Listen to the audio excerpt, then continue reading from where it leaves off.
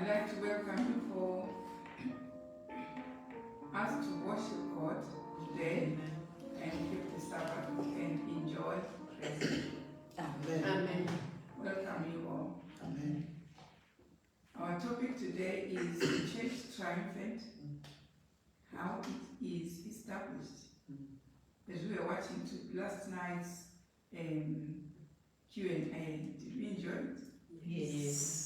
Really? Amen. So it shows how God is restoring back the church triumphant. It was supposed to be when Adam and Eve was created.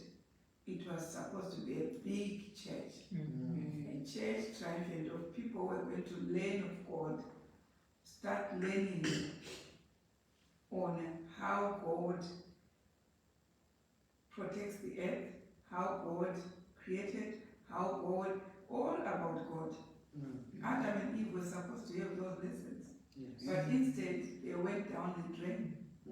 And all along God is trying to make us go back to Eden, Amen. go back to the church triumphant. So the church triumphant really is to put us back to the state where our parents were before they sinned. Amen. So that is what is the church triumphant. Amen. So we were reading last time how he's going to go into the seventh church. The seventh church, we have the first church, a set of 7 churches up to Laodicea. But all 7 had a problem, and the worst of problem is on Laodicea. Now God has an 8th church, which he is forming, which is going to restore back all the things. That's why he sends Elijah the prophet to restore everything. You understand? Amen. He says Elijah shall be raised to restore everything, including the church triumphant. So we're not going to be saved with a problem like it was with all these 7 churches, Thyatira, Smyrna, Ephesus, all the, you read them in Revelation, you find they have a problem. But the only problem, the only church without a problem will be the 8th one, which is the church triumphant. Amen. So the church triumphant being the 8th, as it was with David, being the 8th child of Jesse. Amen. It Yes. becomes the church triumphant. That's why it is led by David.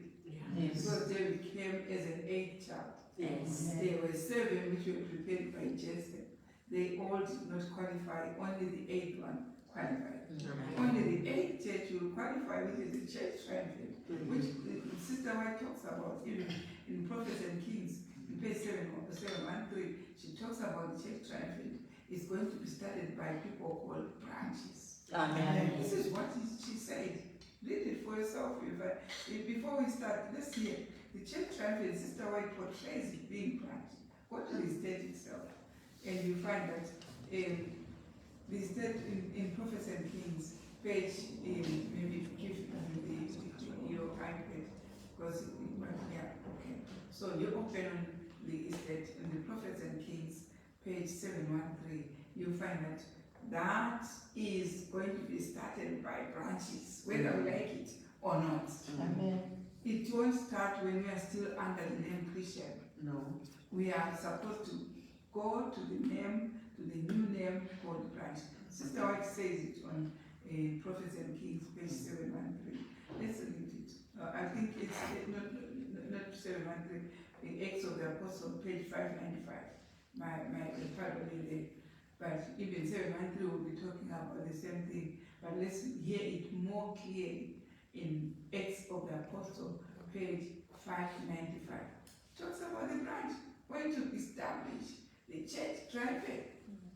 So we should be knowing exactly what is the end product of our worship, of us worshiping God. How do we end? We end as branches if we are going to be saved. Amen. But if we are not going to be saved, we won't be even knowing about the branch message at all. Now read 595 on the church triumphant. That's the topic. It says the church triumphant. Has anyone found it? Right, let's read it. Upon the foundation. Yeah. What is the topic there? Church triumph. The church triumphant. Raise your voice a bit. Yeah.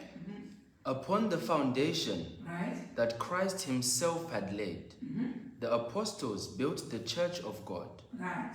In the scriptures, the figure of the erection of a temple is frequently used to illustrate the building of the church.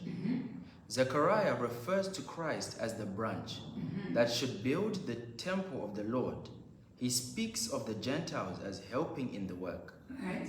They that are far off shall come and build in the temple of the Lord. So Zechariah portrays the branch which is going to build that temple of the church. Triumphant. It's clear. Yes. In our scriptures, it's clear. It's that topic is under the topic church triumphant. It's going to be built by the branch. Amen. So we have to step on and have all these two messages, the fourth and fifth, because one of it is the one with the name of the branch, which is going to build the church. Triumphant is coming from Zechariah chapter 6 verse 12. That's what Sister White says. She's saying Zechariah is talking about the branch who is going to build the church triumphant. Go to the verse in Zechariah chapter 6 verse 12. Zechariah is going to build the church triumphant. Instead, the branch is going to build the church triumphant. So when you are meeting the word branch in the Bible, we are talking about the church triumphant. Amen. Now read on 6 verse Zechariah 6 verse 12.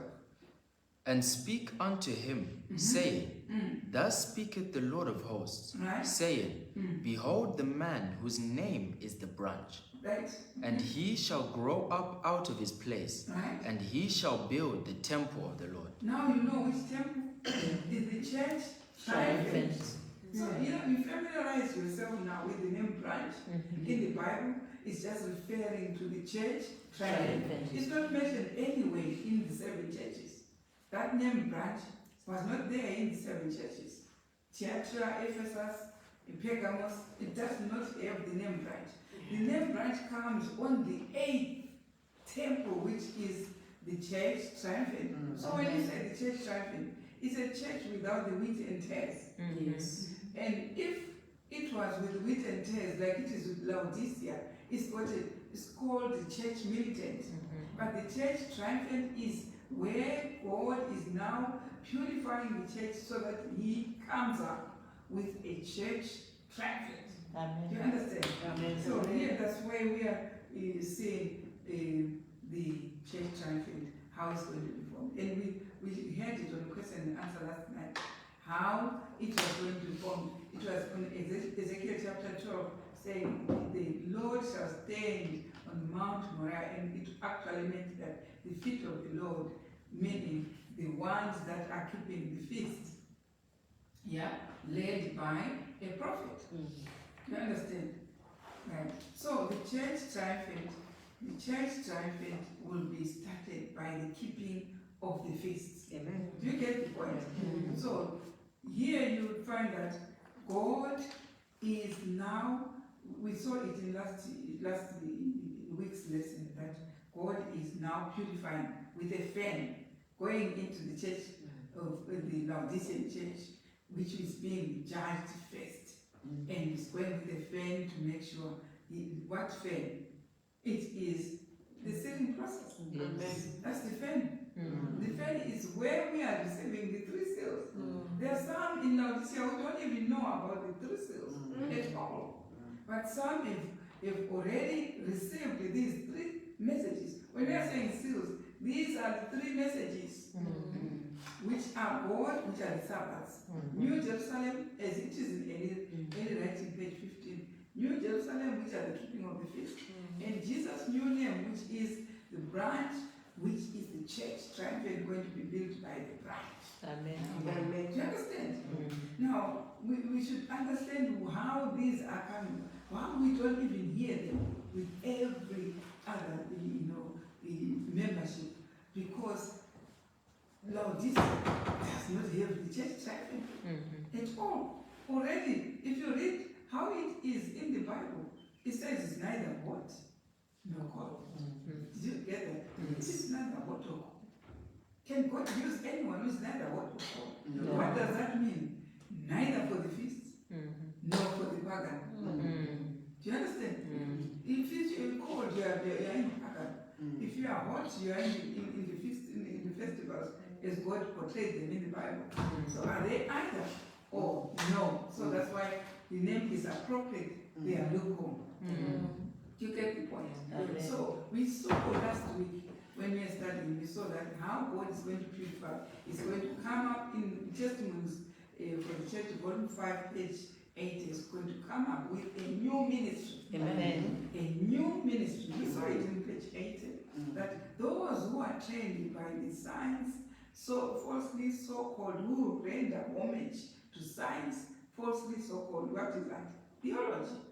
Those who are going to be under theology will never have that sealing process. We are told by the testimonies for the church, volume 5, page 80. So we should know exactly how things come about. They shouldn't come to us like a mystery or miracle. We should be reading and making sure we are making our full informed choices. Now today we are going to go further to that in testimonies from the church, volume 5, page 81 there. Start where it says the trees without fruit. So we are saying God goes into all the Sabbath keepers to make sure one is receiving the seal, the other is not. It's a terrible ordeal. Why? Because even families will be sifted. Yeah, we're told that when this fire comes, John says, when the fire comes, which is the message, 5 in one family will be separated. 3 on the other side, 2 on the other side. Yeah. So it's something that you will stand alone. It's an individual choice for you to be admitted into the church, triumphant, where there are no tears. You understand? So what he's saying, I'm sifting the Laodicean church, which are the Sabbath keepers, to come up with those who will choose to receive the seal of God. You understand? But let's hear from that paragraph I've given, page 81, testimonies for the church, volume 5, page 81. Such way it says, when trees. When trees without fruit are cut down as cumberers of the ground, when multitudes of false brethren are distinguished for the true, then the hidden ones will be revealed to view, and their hosannas range under the banner of Christ. So what is this sifting? What is this occasion where people are receiving the seal of God and some are not? It is when trees without fruit are cut down as cumberers of the ground. So you see, those people we admired as proper Sabbath keepers cut down by refusing to receive the seal. This is what is happening. Yeah? That's how things will happen when God is making the seal and choosing those who belong to the church triumphant, which is going to restore all things with Elijah the prophet. When Christ shall come, will establish the kingdom with these lots. Do you understand? So, but how is the seal received? When some are refusing it, they are exposing themselves as false brethren. They are false brethren and they are cut down as cameras, to the ground. You understand? When multitudes of false brethren are distinguished, it's a terrible ordeal. When you start realizing the stars we were admiring as false. Why? Why don't they have the blood vessel? Why? And when you introduce it to them, they refuse.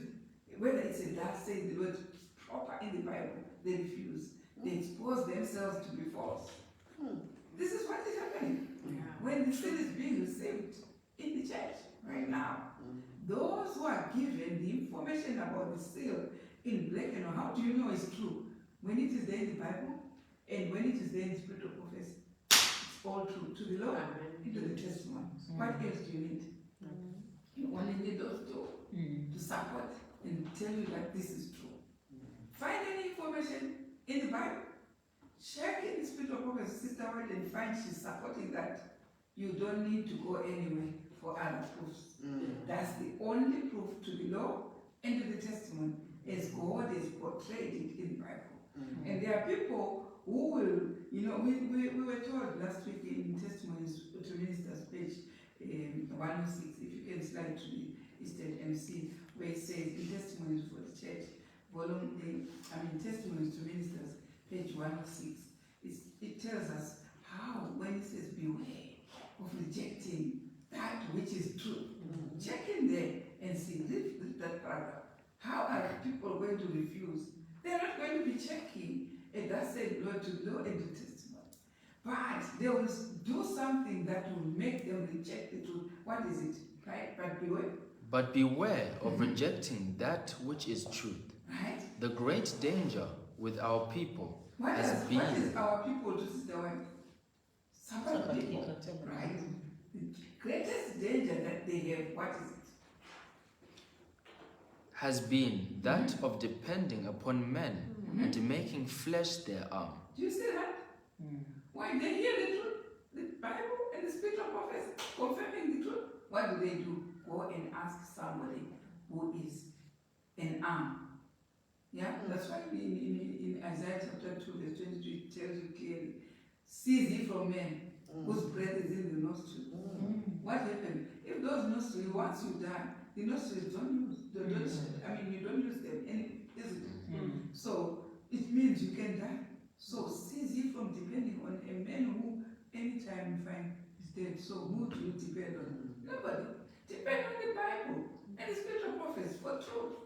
You understand? So don't depend on mortal men. Yeah. Beware of rejecting that which is truth.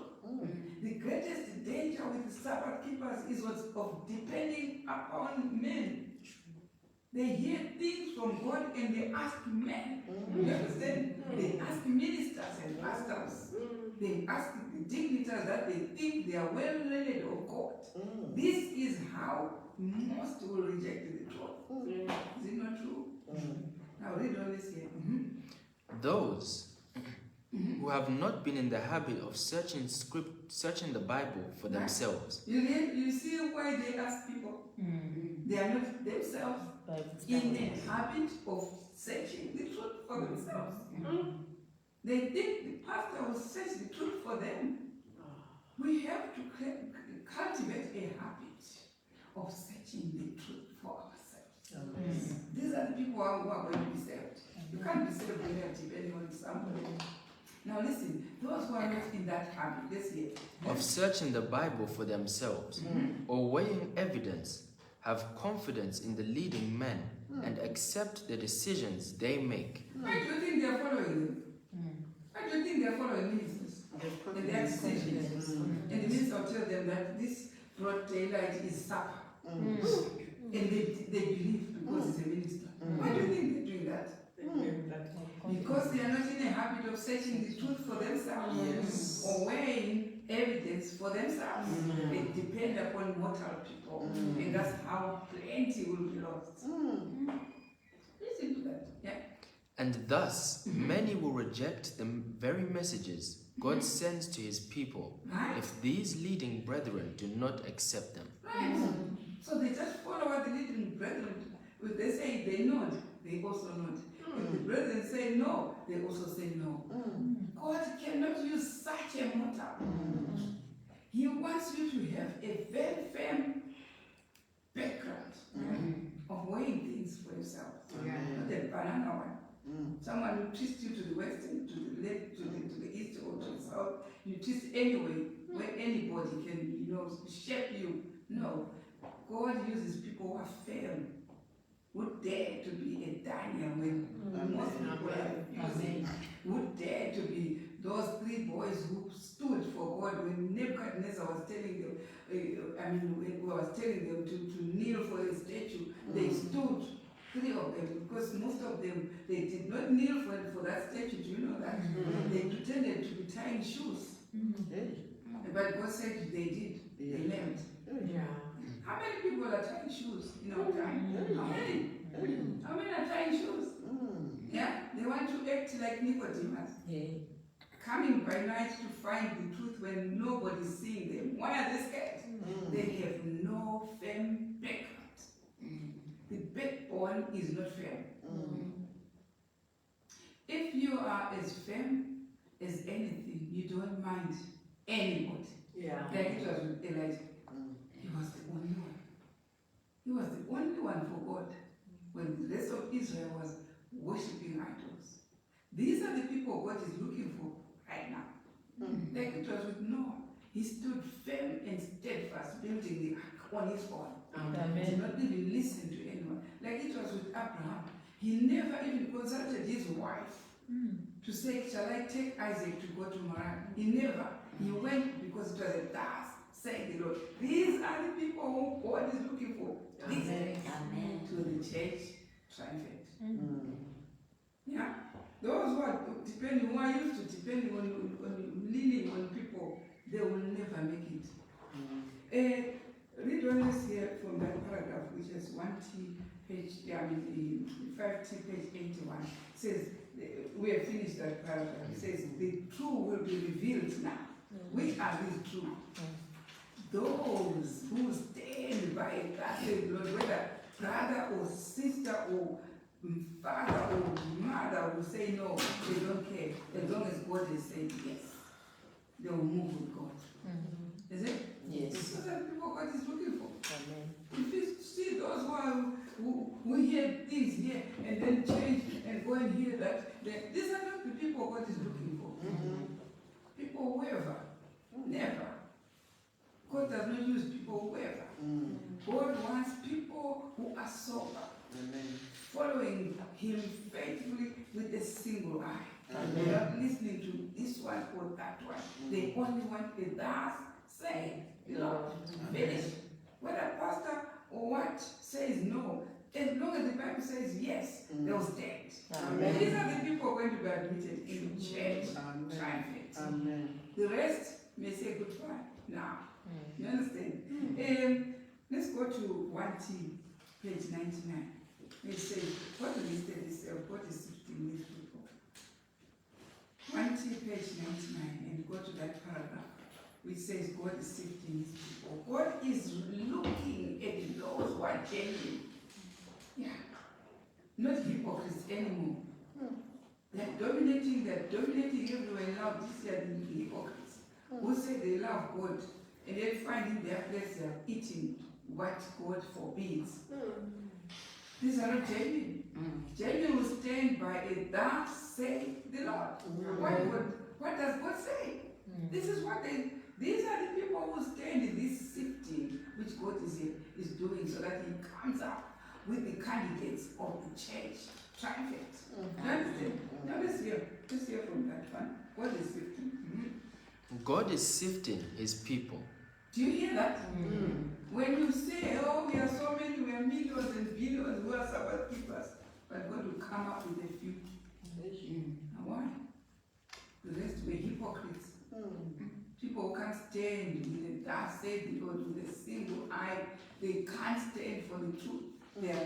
Because we're told here that those who were hidden, who were hidden in the background, were not even trained anyway.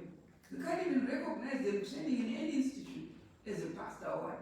They will come up to become pastors. They will come up to become workers of God. They are not even trained in these literal institutions. They are trained by God Himself. Yeah? You think you are called? Someone was saying it's a calling. If it's a calling to be a minister, when you are being told bring your O level or bring your A level so that you are a minister, and then you are telling people that is a calling. Is it a calling? No. Is it a calling? God calls the heart. Does not call the certificate. No.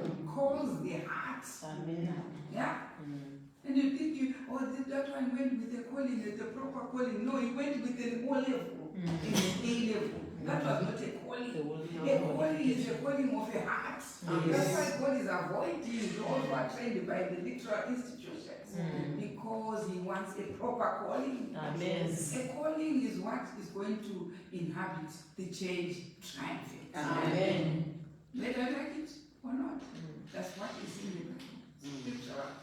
So here's Sister White is saying, God now is sifting to find the proper pastors, the proper ministers, the proper people that is going to use as ministers, as servants The 144,000 are ministers. Do you know that? Yes. They're the priests and kings. Yes.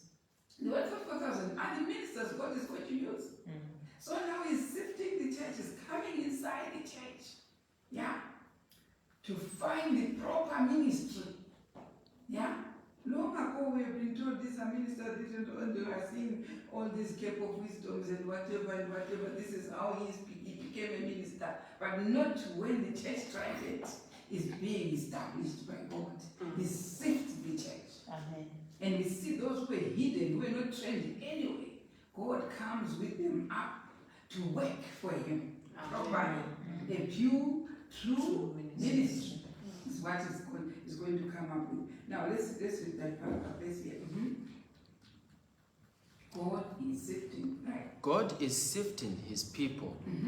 He will have a clean and holy church. Did you hear? Amen. When we are going for this church triumphant, now he's looking for what he calls a holy church. He's not looking for a church full of hypocrites and tares commingled, and then you say it's a church militant. He wants now a church triumphant. But how does he come up with? From the Laodicean church, the Sabbath keeper, he will fail it and sift it. Why? Because he's the one, he's allowed. He created. He owns the world. Did you know that? Yes. He owns it. So he starts with the church first and sifts it to find out these proper candidates of the church triumphant. He wants to have a holy church, clean, holy church. Do you understand? Now, what is he doing there? Go further. We cannot read the heart of man, Right? but the Lord has provided means to keep the church pure. Right? A corrupt people has arisen. A corrupt people has arisen who could not live with the people of God. Do you see? Why is he sifting the church? Why is he sifting? Because a corrupt people have inhabited Laodicea, who cannot be used by God. This is in black and white.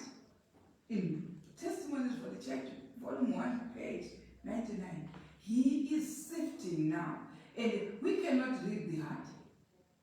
Do you understand? It's God now. Why is he coming up with a new ministry? Because it's now the qualification comes from the heart. Not from the O level or the A level. It's from the heart. That's why he's sifting. How will you find a heart which is clean? The heart which will obey to the sealing process. The seals will be stamped and they're clear. God, New Jerusalem, and the glorious star contained in the forehead. It was seen by Sister White. If you are not talking about these 3 seals, then you are far from the syllabus of the sealing process. Do you understand? Now here, let's go to another quote. We have seen why God is sifting the church. But this is a long quote which is taken from, is commenting from Isaiah 62, page verse 1, verse 2, and 65 and 15. But it's coming from where God is sifting the church. Let's go first in listed there in volume 2, page Testimonies, volume 2, page 446, Testimony for the Church. Volume 2, page 446. For Zion's sake, that's where we are going. That's the quote you are going to read. For Zion's sake will I not hold my peace, Right? and for Jerusalem's sake I will not rest, Right. until the righteousness thereof go forth as brightness, Right. and the salvation thereof as a lamp that burneth. He will not stop until he comes up with a church triumphant. We will continue to hear the sealing message. God will push hard for Zion's sake until, why is he doing that? For Zion's sake and for Jerusalem's sake. Until he has people who are sealed. The 144,000 stand with Christ on the Mount of Zion. Yeah? On the feast day, on the day of Pentecost. Amen. Now, he says, I want to hold my peace. And then we see in Isaiah chapter 65, verse 15, and the Gentiles shall see thy righteousness. Let's hear more. And the Gentiles shall see thy righteousness, and all kings thy glory. Right? And thou shalt be called by a new name, which the mouth of the Lord shall name. Right. So how do we see that this one now is going to inhabit the church triumphant? They are called by a new name. And the rest are saying, we are Christians, but we have branches. We have branches. Yeah, it says so. Isaiah chapter 4 says so. The branch shall be beautiful and glorious. Why? It's building the church triumphant. You will be called by a new name which was not uttered from men, but it was uttered from the mouth of God. It says so in Isaiah. It says, you will be called by a new name. Isaiah 65, verse 15. Read it for yourself. 65 verse 6. Please read the verse on its own. 65 verse 15. And ye shall leave your name for a curse unto my chosen. You will leave that name for a curse. What does it mean? It meant people who accepted Christ. Did you know that? Yes. Christianity meant people who accepted Christ, but who are not keeping the festivals. Did you know that's what it means? That's what it means. They have nothing to do with the festivals of God. And what are they called? Christians. That's what it means. Go and check. Ask anyone, are you a Christian? Yes. Do you keep festivals? No. That's what it means. So you will leave the name for a curse. And you will be called by a new name. Did you hear that? Amen. Read that verse again. And ye shall leave your name for a curse Right? unto my chosen. For the Lord God shall slay thee, and call his servants by another name. Here is going to have the slaughter of Ezekiel 9. Will slay those who don't have the new name. And call all those who are left by the slaughter. They will be left called the branches. Amen. That's where you see Isaiah chapter 4. Let's go to Isaiah chapter 4 and read it. We always read it, but we don't understand it. Listen to that. Isaiah chapter 4, verse 1. And in that day 7 women shall take hold of one man, Right? saying, We will eat our own bread and wear our own apparel. Only let us be called by thy name to take away our reproach. In which day? In that day, In that day. Which day is that day? The last day. The last day. Are we in that day? Yes. What is happening to that name? We said you will leave it for a curse. That I said you call yourself a Christian, but you're not keeping. Yes, it was.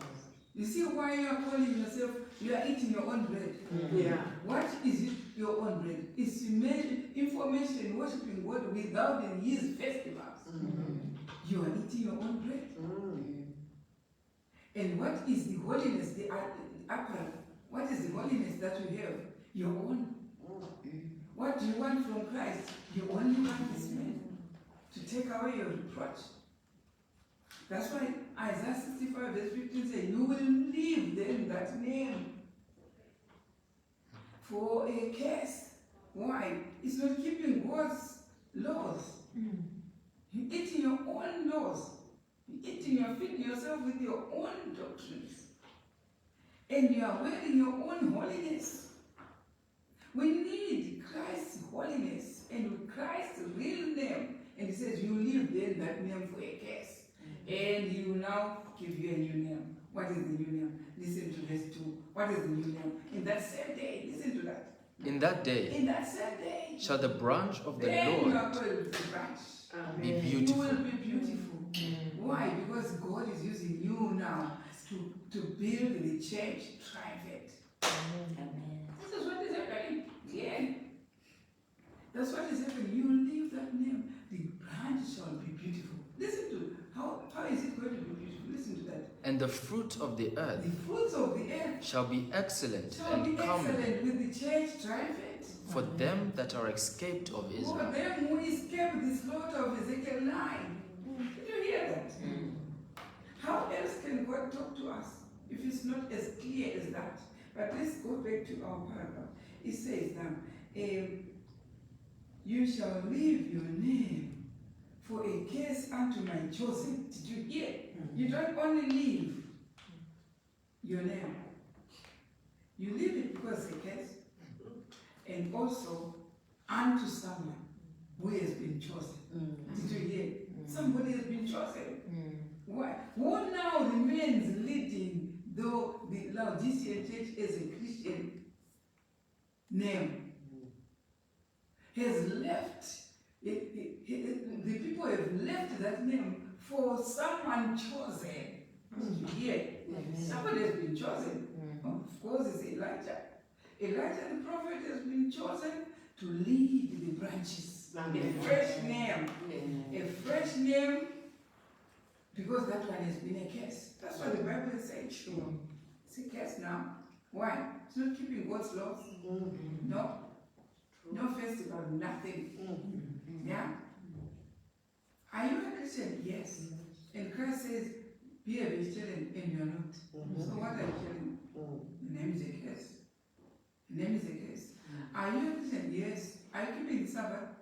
Are you keeping the Sabbaths? With an X, plural. The festivals. No, I'm not. That's a curse. What time are you eating your Lord's Supper? Yeah? When is your supper? During the day? Yes. But God's supper was at night. So that your name is a curse. Yes. Yeah. What time is your camp meeting? Yeah? Is it on the 7th month, on the 15th day? No. Exactly on the 15th day? No. So your name is a curse. You go to the new name, the branch. Amen. Accurate with the dates. Amen. Accurate with the diet. Yes. Accurate with the Lord's Supper. Amen. It shall be beautiful Amen. and glorious, Amen. and all the fruits of the earth will go to the branch. Amen. Now let's hear a new name. What is the commentary there? A new name. A new name, indicative of the new experience. Do you get a new experience? Yes. Festivals. Amen. Do you? Yes. Is it a new experience? Absolutely. Take away the festivals from the branch. They said, I would rather die than to live without. But you see some Sabbath keepers living without the festivals. And they are contented, they are enjoying. They are not being sealed. Once the law is written in the new covenant in the heart, you will never miss the festival. Amen. Once you miss the festival, you rather go in and cover yourself with a blanket. Go and cover and cry between the porch and altar. Without the festivals, you are doomed to nothing. Yeah? You find your life has ceased. Yeah? You understand? So, here, the new name gives us the good experience. Like it was said in Exodus chapter, in Ezekiel chapter 12, that it says, the Lord shall stand with his feet on Mount Moriah. What does it really mean? It means, he says, take up your staff. Go here and there. Go to and fro. To and fro. 3 times a year. You go to keep the feast. That's a new experience. Amen. That's a life turning round and round. That's the revival and reformation as predicted by Sister White. Amen. We need to turn right 360 degrees to start worshiping God properly. Yeah? Properly. As an individual, as a group, as a family, as a friend, this is how it is done. Amen. Not as a church, as a big organization going everywhere, all calendars saying how many here in this country, how many here. No, it's never like that. It is individually made. You understand? So let's hear more. Let's hear more there. A new name. A new name, indicative of the new experience they have passed through, which is the separation or sifting as explained. The separation should be, it will be there whether we like it or not. If I'm keeping the festival and you are not, they are separated. Our experience is quite different. Yes. Whether you want to make, we can maintain friendship and avoid talking about religion, Mm. but that's not friendship. No. If you want a proper friendship, it's where we talk about religion, Amen. where we talk about ourselves together with our Christ, Yes. where we talk about ourselves together with our experience. Amen. That is 100% commitment and friendship. Amen. Do you understand? Yes. You want this friendship where we set the religion aside and then concentrate on farming, on other things and business and everything, and avoid talking about Christ. That's not friendship. The friendship we need is the proper experience of the church triumphant. Church triumphant. Now listen, we are reading from 1 page 155. Comment there more. What does it say? The time. Where we were reading anyway, just that. God himself, with his own mouth, Right. gives the name, so it cannot be counterfeited. Right. Because, the people are used to cloning things, isn't it? Yes. Making counterfeit. You make a pound here, they make several pounds different. You make a name here, they make several names. Then it is. Many people have said, our church, what is the name? It's Church of Christ. You find it's a Church of Christ. Oh, okay. Next door is another Church of Christ. No, there's another one called Christians or something, and they are counterfeiting one name and trying to make it in different, but this one cannot be counterfeited. Yeah. This one you cannot be. Once it's a branch, it's a branch. Yes. Finished. No counterfeit. Yeah. Because it comes from God's mouth, no counterfeit. Amen. Branch is branch everywhere.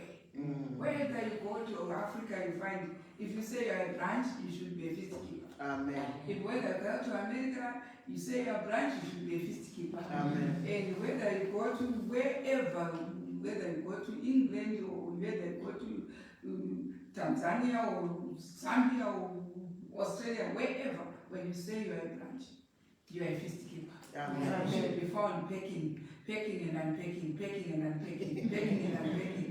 That's the experience of a branch. Amen. You pack for the feast of Passover, and then you come back and unpack.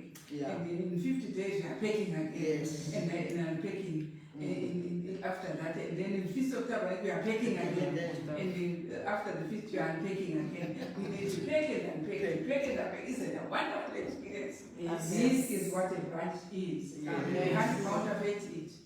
And someone said, oh, now we are also keeping the feast. And the other person answered and said, it was in a meeting. They said, now we will start keeping this. Someone raised their hand and said, okay, so we also start going to Jerusalem. Yes. There's no way you can tell yourself you are keeping the feast without going to keep to the proper place where the feasts are supposed to be kept.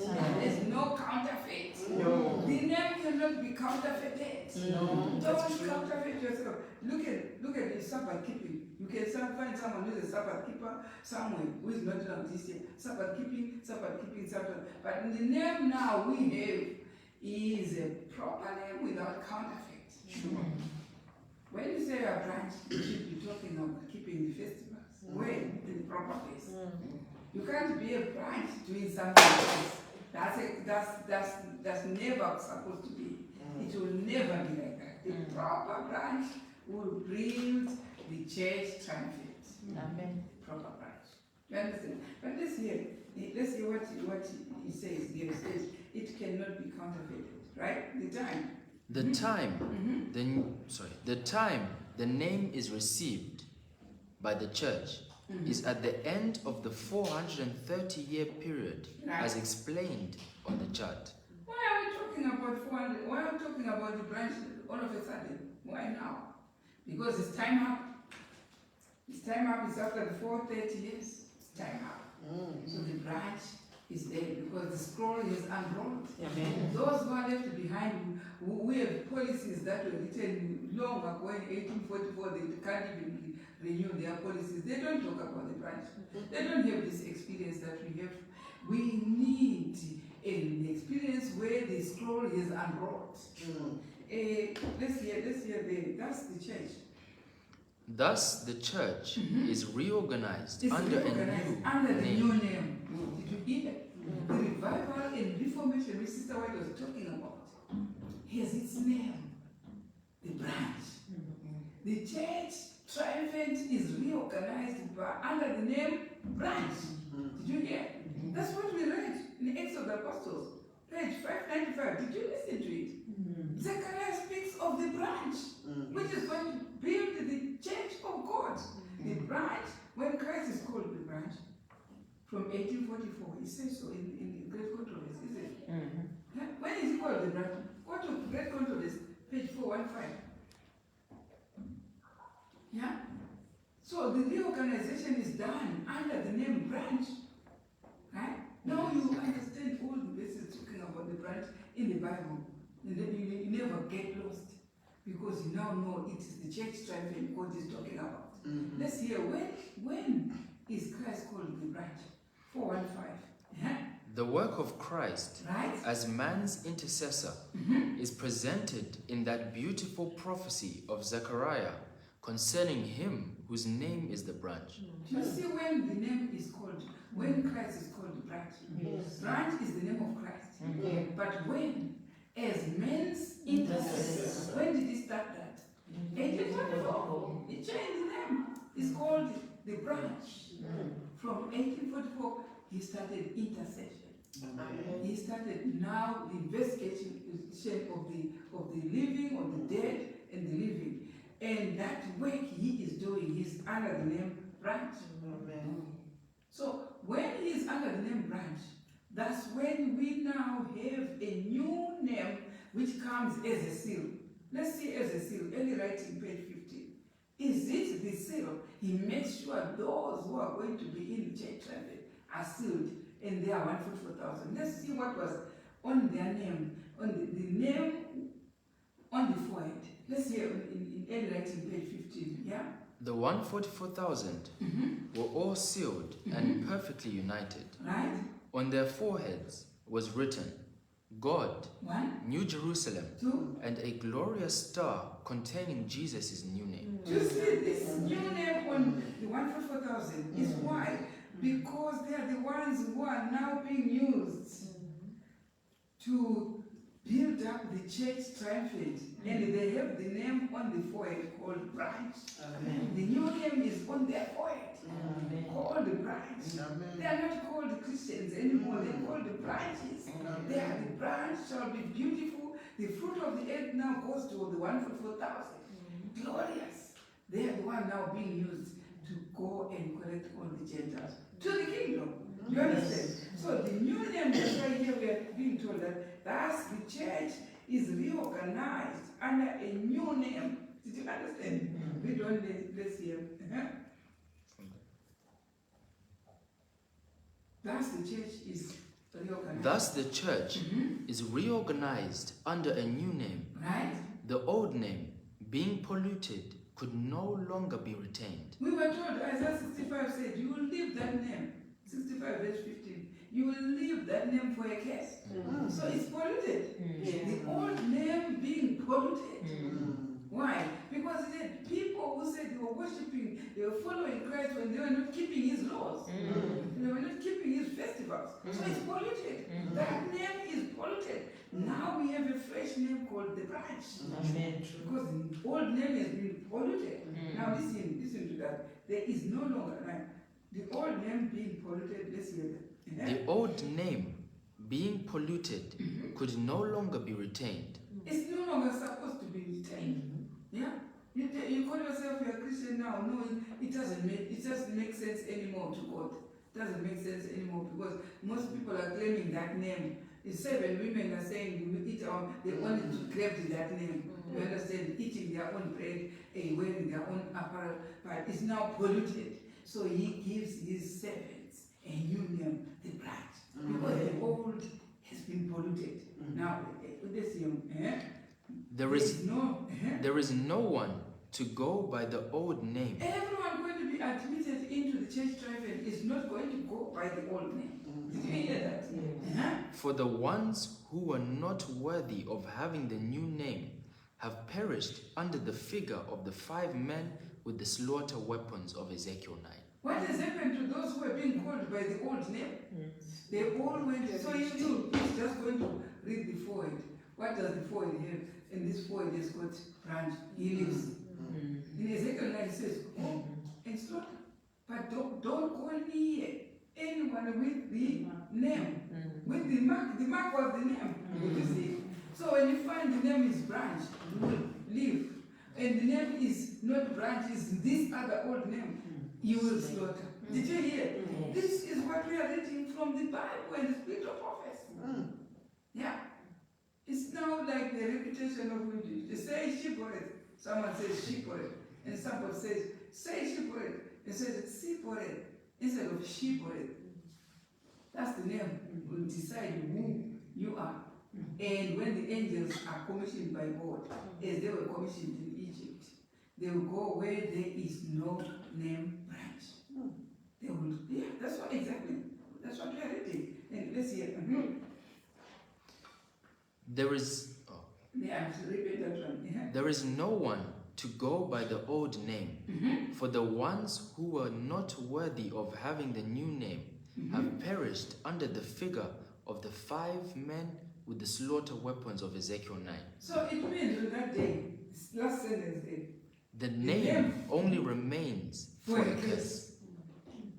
that name, that old name, just the angel seeing the old name on your forehead, it's a curse. You are under the execution of Ezekiel 9. That name on, this is what we are reading. That's the end of the world. When Christ comes in chariot to sift the whole house, finds a name, branch. Someone says shipwreck, someone says sipwreck, without an H. Yeah? So it will be between the two names. The old name and the new name. The new name branch, the old name, you know it. This is what is going to happen. So catch on to the new name. The new name has got life in it. Now let's hear. When we want to understand more about it, there is a summary there which has been written in page 9 of the book Revival and Reformation.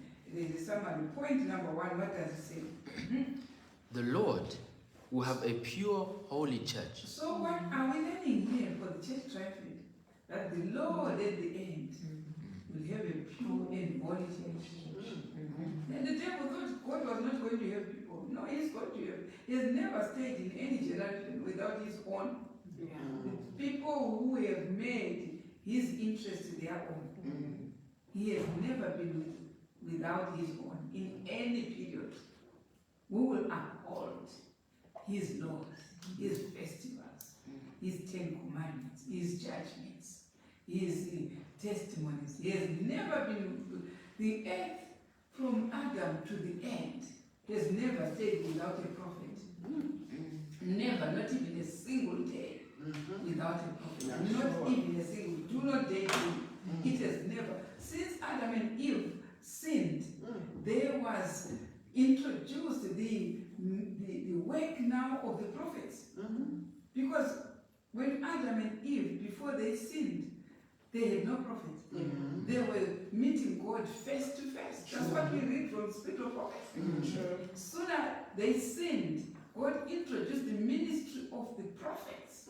So they see God through prophets. Yes. You understand?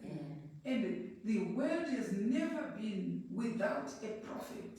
Never. If you can't see them, it's because you are concealing them. You are stepping on them and making sure they are not able to be seen. But at last, we see Elijah coming up through that ministry.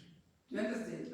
That ministry of the prophets is there and is going to usher the kingdom. When God comes, will come and join, like it was when he came. When Christ came the first time when he came, he met John. John the Baptist was at work. You understand? Yes. He did not wait until John died. He met John working. Did you hear? He was baptized by the prophet John. Did you hear that? There is no way you would come in the second coming, in the ushering of the kingdom, without a prophet. And find people just worshiping willy-nilly as they like. It's because you do not want to accept the prophet of the hour. But God will surprise you because you will be accepted.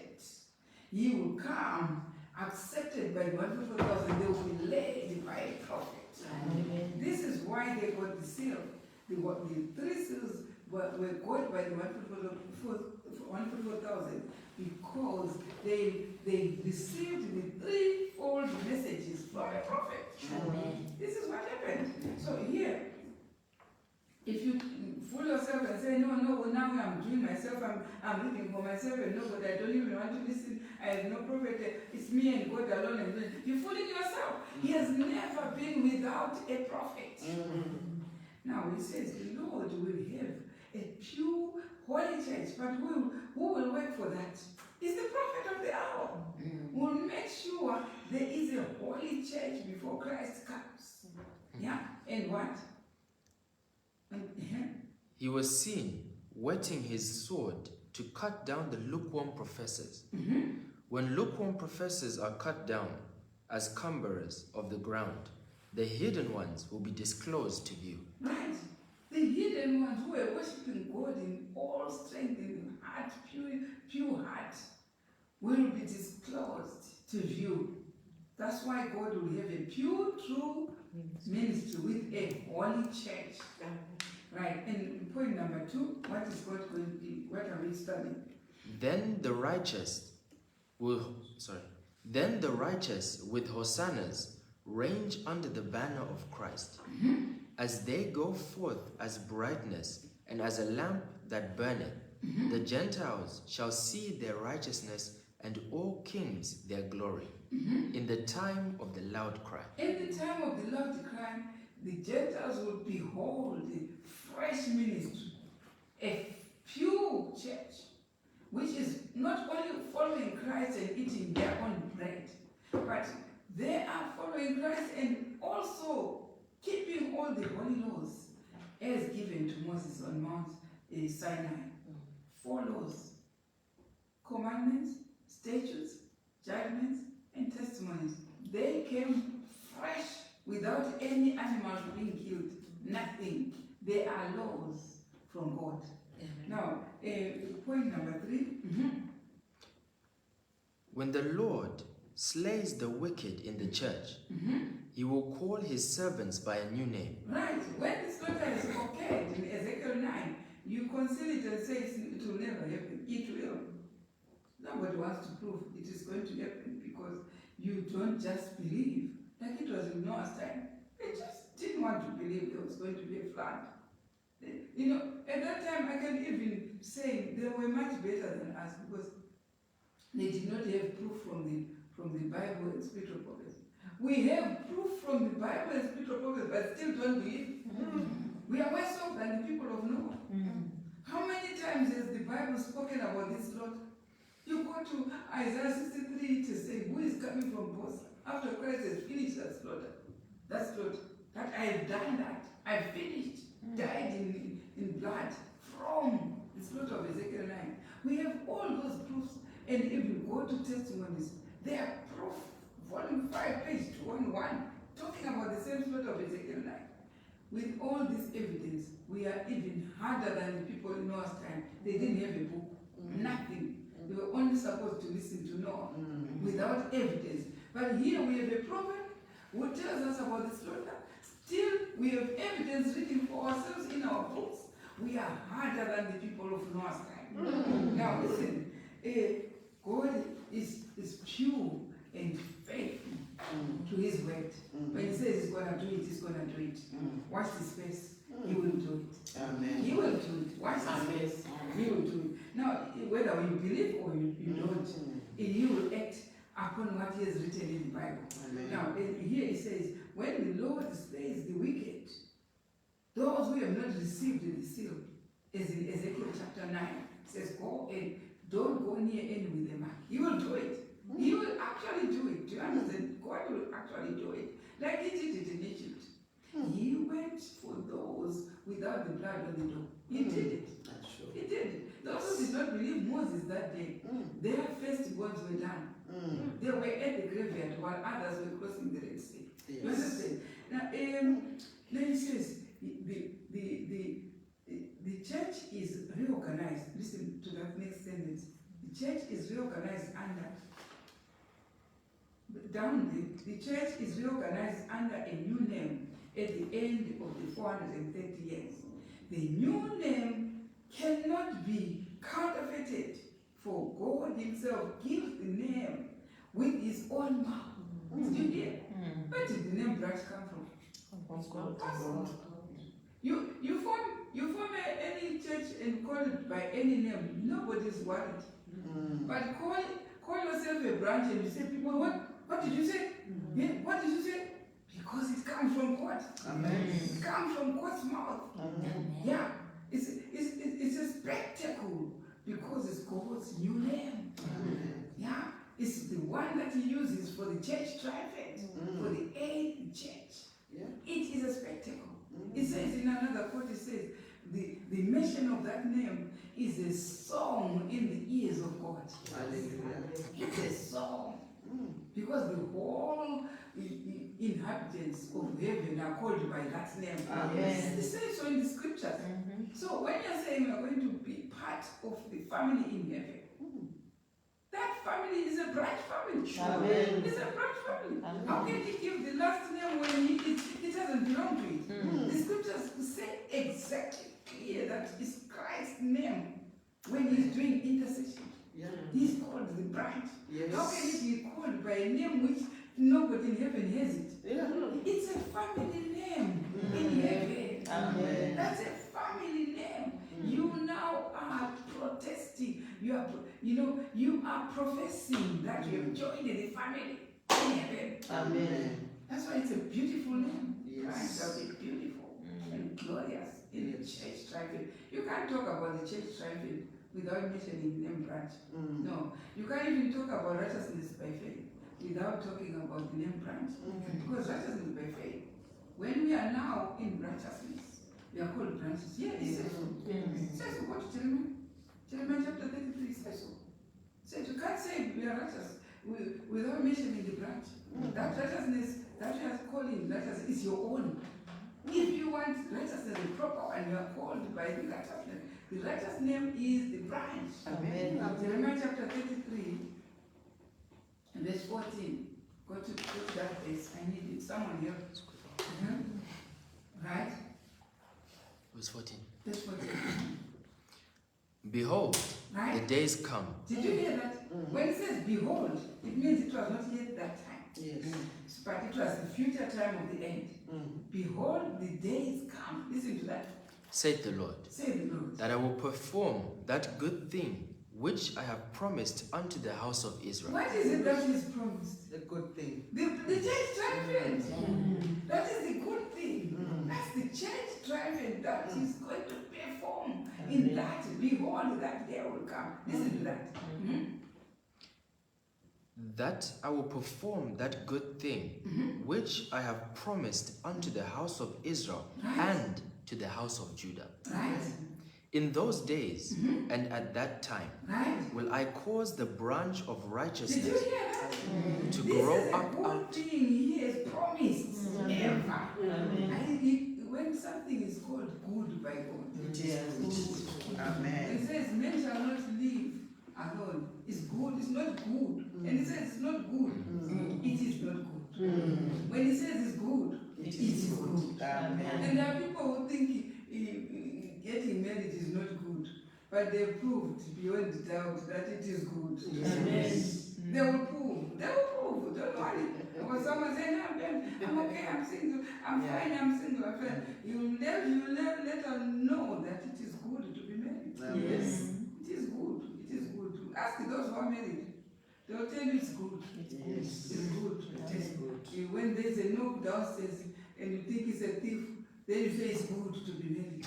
Because you are not alone. It's good to be married. When you need someone to help you carry your bags to the airport, you say it's good to be married. Yeah. Because you'll be doing that alone. Yeah. Today, the thing was playing out, and it wanted to block. And I was struggling to make sure it doesn't block. I called my husband and then I said in my heart, it's good to be married. Amen. When God says it's not good, it's not good. When it says it's good, It is good. You Amen. let alone know Amen. it is good. Yes. But now here he says, behold, I will perform that good thing. Yes. So what is this good thing? Yeah. Is branch a good thing? Yes. It's a good thing. Amen. Just let alone, what is this place? He says, I'll perform that good thing. Did you hear that?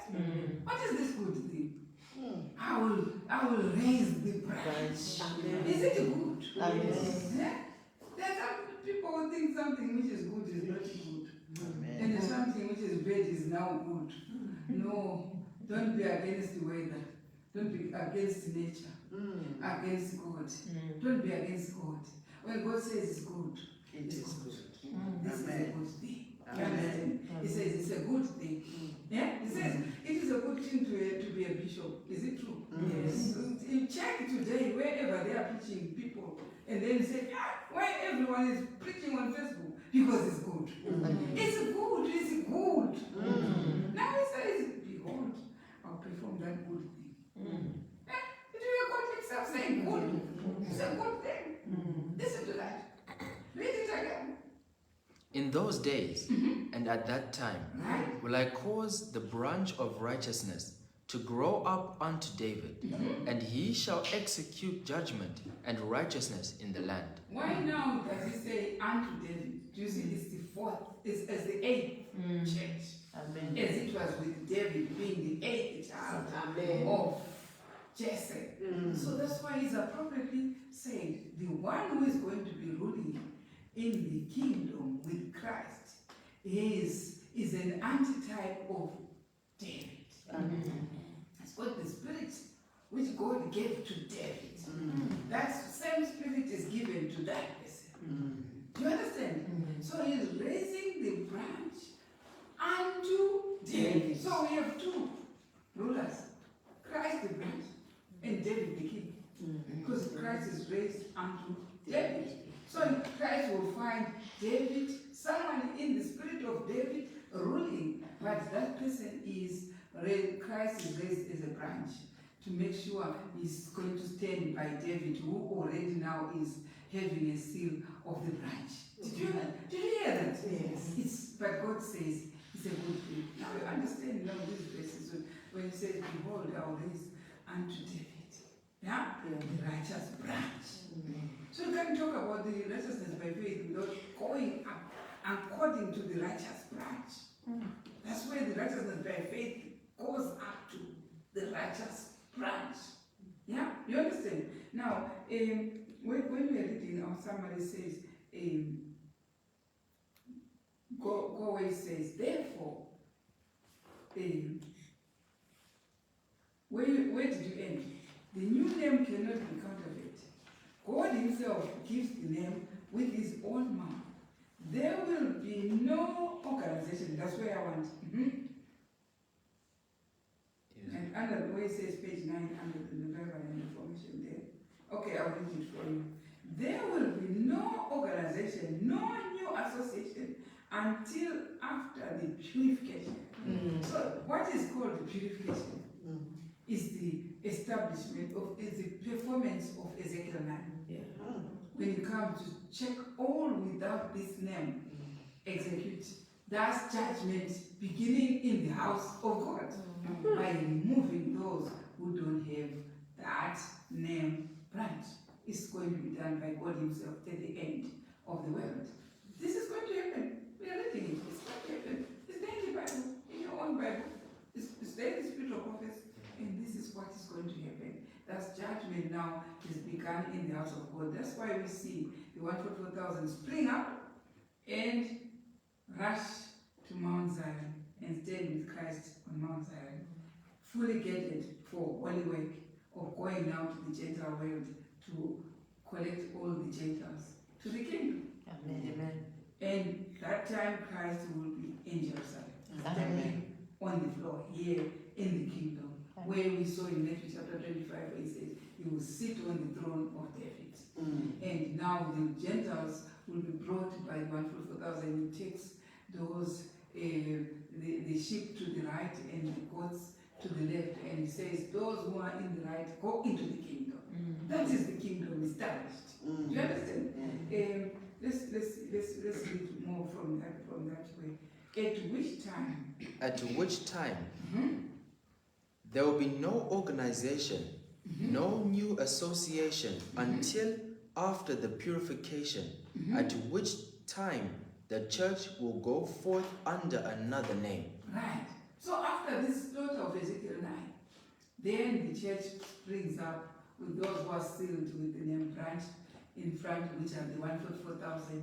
They are now under the name branch, which is said in Isaiah 65, verse 15. If you now read it, you understand what it means. It says, you shall leave that name for a curse, and you call his servants by a new name. They come up now to escape the slaughter, and now they are called branches. It's a terrible deal. And let's hear more. Let's hear more. David David did not take over as king of Israel until after Saul and Saul's son Jonathan were slain. Let's go to 1 Samuel in the Bible. 1 Samuel chapter 1, verse 17. So why are they called branches after the slaughter? Now David takes over the work. Yeah? So some people are saying, how then are we going to have a prophet in the church? Don't worry. Don't worry. After the slaughter, the prophet will continue with those who are sealed. Those, because the name branch will continue with the prophet, and those who run to the prophet. So why after the slaughter? Is because on 1 Samuel chapter 1 verse 17, what does it say? Then Eli answered and said, Go in peace, and the God of Israel grant thee thy petition that thou hast asked of him. And she said, Let thine handmaid find grace in thy sight. So the woman went her way and did eat, and her countenance was no more sad. Right. I think it's another verse I wanted to give. But the point that has been brought up here is that in the court which we are reading, is that when you remember in history, when David had to take over, when was it? When Saul died. That's when David took over. Have you found it? Yes, Second Samuel. Second Samuel, it was the wrong one. And David lamented with this lamentation over Saul and over Jonathan his son. Right? So what happened? He took over. After mourning for Saul who had died, and Jonathan, and then he took over. He took over now to lead the Israelites. So it's after the slaughter of Ezekiel 9, where the soul of the day is the one that was refusing to receive the festivals of God. It was under the antitype of Saul. They are now dead after Ezekiel 9 is performed. Then a church triumphant emerges with 144,000 under a new name branch. This is what happens under the new name branch. Now, if you go, how now is it clad in the armor as it is in prophets in Prophets and Kings, page 725? It comes up with a church which is sealed with 3 seals, which is the name branch, which is now fitting snugly to that quotation which says, clad. What does it say? Clad in the armor of Christ's righteousness, the church is to enter upon her final conflict. Now, most people think when the church is clad is in the armor of Christ's righteousness. You know, what is Christ's righteousness? The branch.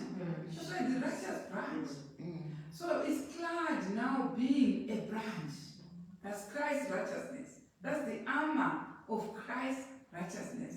Now, it's not ready to go to the pearly gates in heaven. No. It's now supposed the church is to enter upon a final conflict. Do you see when they're sealed? 144,000.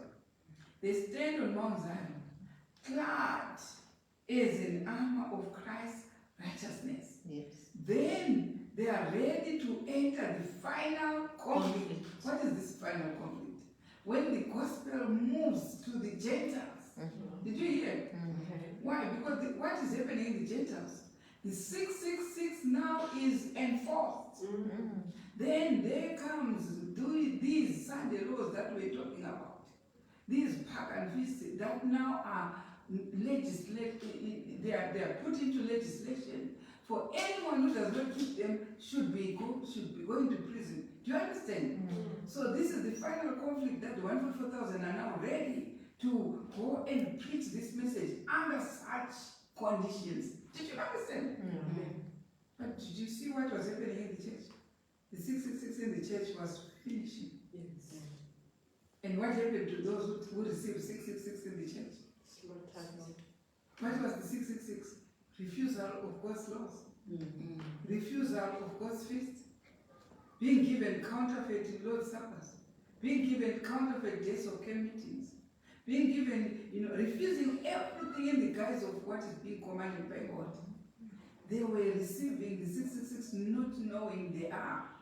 Did you understand? That's why Ezekiel 9 went through to slaughter all those without the seal. Why? Because what did they receive? If they are not having the seal, what did they receive? The mark of the beast. So they've been done.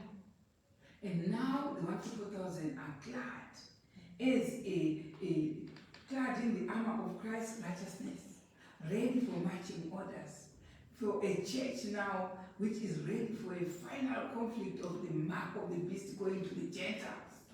Did you hear that? Yeah. It's now going to the Gentiles. And the 144,000 now have immortality and are going to preach the gospel without any fear of anyone. This is what is going to happen when this message goes to the Gentiles. And Christ now will be receiving all nations, multitudes, and tongues coming in front of Christ. He is putting those to the right, those who are supposed to inherit the kingdom. But who brought them in front of Christ? All these multitudes.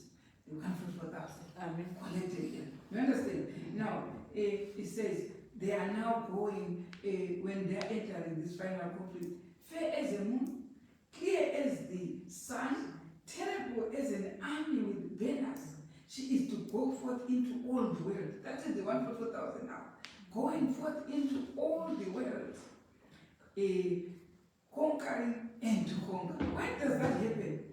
Before we go to heaven or after? What is it? Is it after? Huh? Where we go to the whole world conquering and conquering? It's before. It's before. It's in the time when the kingdom has been established. When Christ is there in Jerusalem, waiting for all who are collected. In Matthew chapter 25, who are brought in front of Christ. Listen to that. Matthew chapter 25, verse 31. Matthew chapter 25, verse 31. Let's see. This is now the church triumphant and building up. Christ standing on Mount Zion, where his throne is. Why Mount Zion? Why not Mount Moriah? Opposite Mount Zion. Why Mount Zion? It's because that's where there was a palace of David. His palace was on Mount Zion. So that's the palace where Christ is coming to put his throne for the kingdom. Yeah, for the kingdom. You should wait for a video which I will make, which says why in Jerusalem, and why even the Garden of Eden was near that place. Why? It will tell us clearly why. But for now, let's know that the palace of Christ is on Jerusalem. Amen. On the Mount Zion. You understand? That's where David was. So, did I give you the verse? But Matthew 25. Matthew 25, verse 31.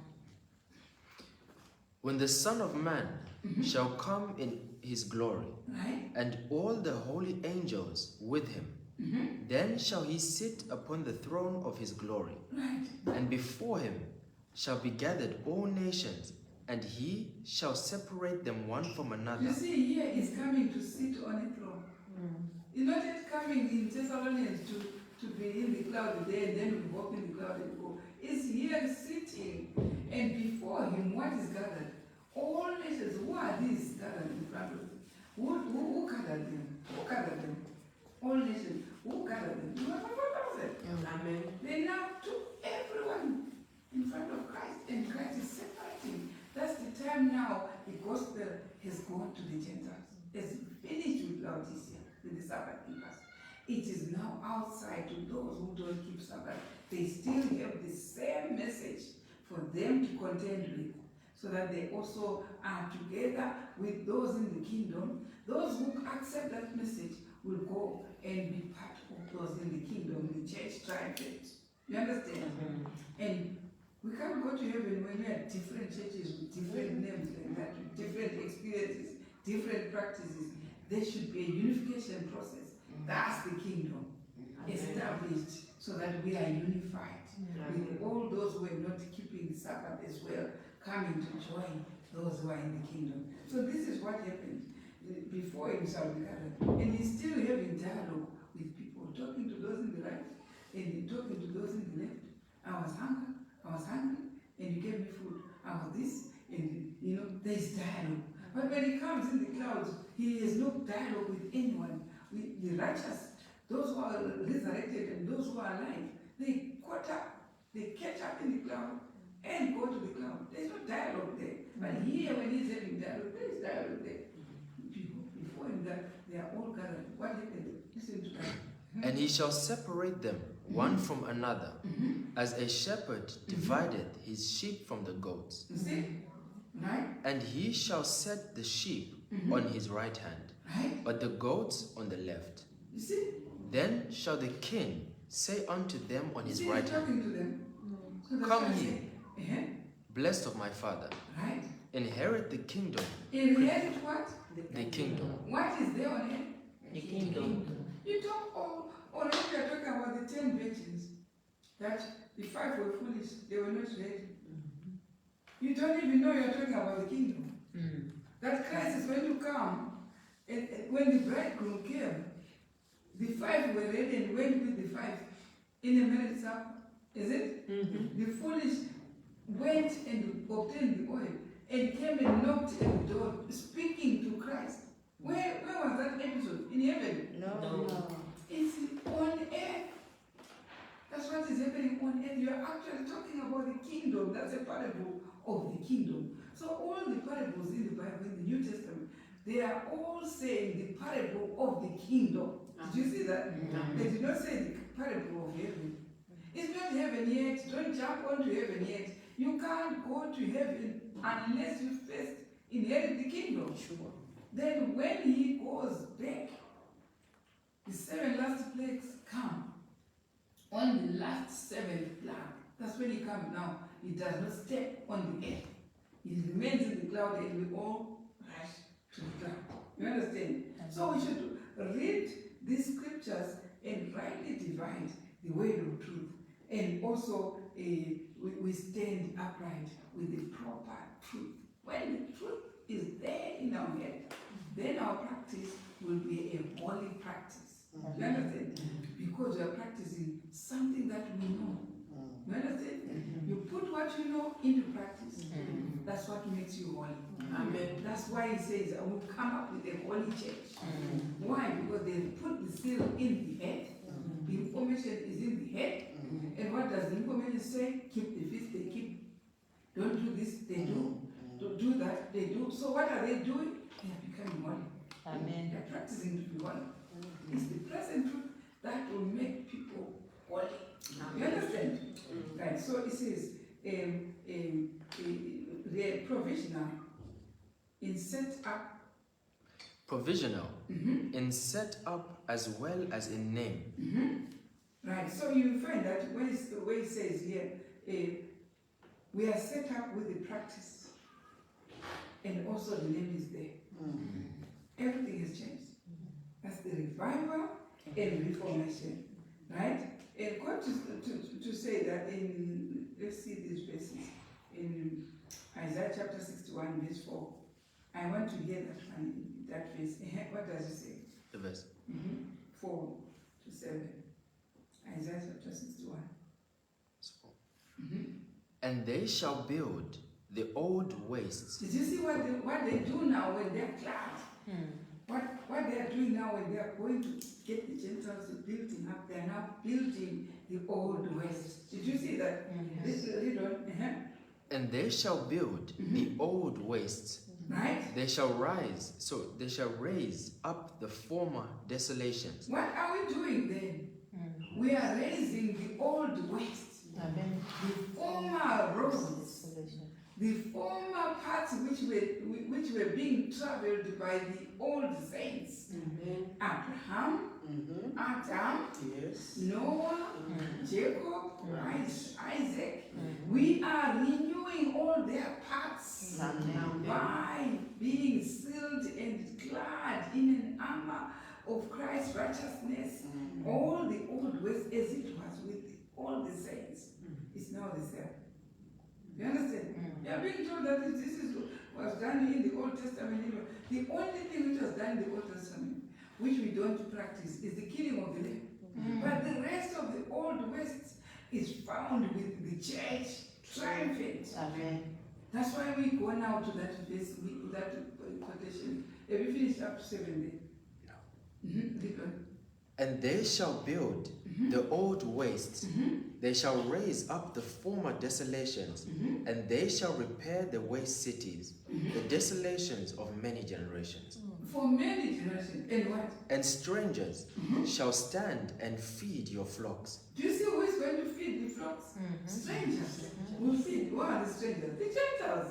They are now part of the system. Amen. They will now be part of the old West, of the old gospel. Give me that old gospel. Which one? Of the keeping of the festivals, keeping of the commandments, as it was given to Moses, is now come to the church triumphant. You understand? This is very interesting. Have you gone up to 7? And the sons of the alien Right? shall be your plowmen and your vine dressers. Right? So there's no longer, from that time, there won't be anyone called Gentile. Everyone become Israel.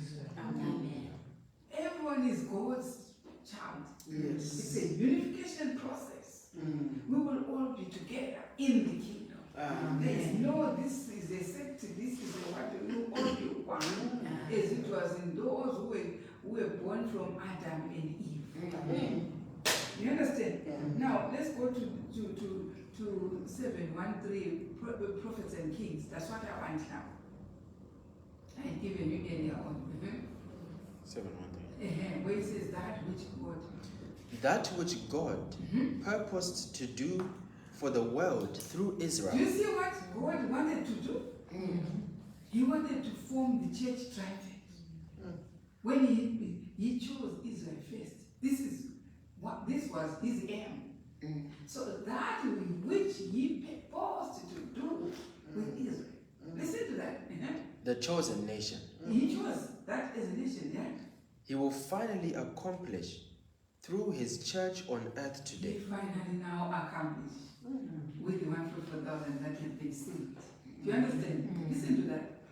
He has let out his vineyard unto other husbandmen. But what are they doing now? What are they doing now before the sealing of the 1,000? They are with he let up his vineyard with other husbands. You see, when you say you are a prostitute, you are having other husbands when your husband is there. So it means they are not keeping their husband's laws. Is it true? Yeah, they're not. They're not. But that which God purposed them to do, now they are with their husband. When they're sealed as 1,000, they will be with their husband. What the husband wants. No, they are not like those 7 women who are eating their own bread, wearing their own apparel, and want only to be called by the name of Christ. No, they are now with the proper husband, which is branch, and all his laws. You understand? But let's hear. He will find. Yeah, you finally do. Never Never. has the Lord been without true representatives. Never. Even when now there is Laodicea, everyone is refusing God's laws and God's festivals. We are there.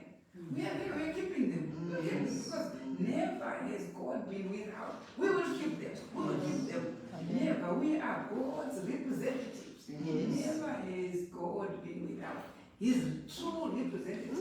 Listen to that. On this earth, On this earth, who have made his interests their own. we will make his interests our own. Amen. Never has he been without those people like like us. Yeah. We are there. We will stand by the festivals. Isn't it right? These witnesses These for God witnesses of God are numbered they are among only the spiritual few, Israel. numbered is 144,000 numbering. They are numbered. They are given numbers. 144,000 is a number. They are numbered from the spiritual Israel. Did you hear that? And to them will be fulfilled Right. all the covenant All promises. the covenant promises. The new covenant is there with us of the 4 laws. All the covenant which was given to Abraham, all the covenant of they will be fulfilled by the church. Today, one numbered, few numbered. You think there are many? No. You walk in here and say, the church is just with a few people. It's not like these ones who fill up the whole stadium. You think they are listening when they are filling up the stadium? You think they listen? Go to those where 2 or more are gathered. That's where you find, genuineness of purpose. You understand? When they are feeling like that, you don't even see each other. And you say, they are all there. When I preach, the whole stadium was full and I was preaching. You are preaching to yourself. Yeah. It's just numbers we are talking about. You understand? Go to those where 2 or more are gathered. I'll be there. They are numbered. When they talk, when they speak about something, they speak in genuineness, in the genuineness of purpose. You understand? We were not number worshippers here. We don't worship numbers. We worship the truth, whether we are with one person or with 2 people. We enjoy. We enjoy with our Christ amongst us. Amen. You understand? They are numbered few. Listen to that. These witnesses for God are numbered among the spiritual Israel, and to them will be fulfilled all the covenant promises made by Jehovah to his ancient people. So you see, God has for long waited for this. That he wants that good thing he wants to perform of making people a metropolitan full of his principles. Yeah? Full of all his goodness that he has promised from long ago. He will finally accomplish now when he wants to start the church triumphant. When he is now numbering the few to be part of the church triumphant, you find that God will be pleased with that good thing that he promised. He said so. He said that good thing that he has promised, he will finally accomplish with the church on earth. These witnesses are numbered, and they are going to fulfill all the covenant promises that God has promised through the prophets, through his word, through Jeremiah, Isaiah, Moses. Everyone was talking about the church triumphant, the parables of Christ. Everything that you can hear was pointing to the kingdom, which is the church triumphant. If you say the kingdom is not going to be established, where then on earth are you going to find the church triumphant? Where? Because Laodicea doesn't have, it's a church militant. The church triumphant is where the apple of God's eye is. It's watching those who are going to inhabit this church as prescribed by the Bible, by the Spirit of prophecy, clad as an armor of Christ's righteousness. Will you be there? Will you want to be sealed and get all the blessings and be part of this magnificent church and glorious church triumphant? May God bless us as we continue to enjoy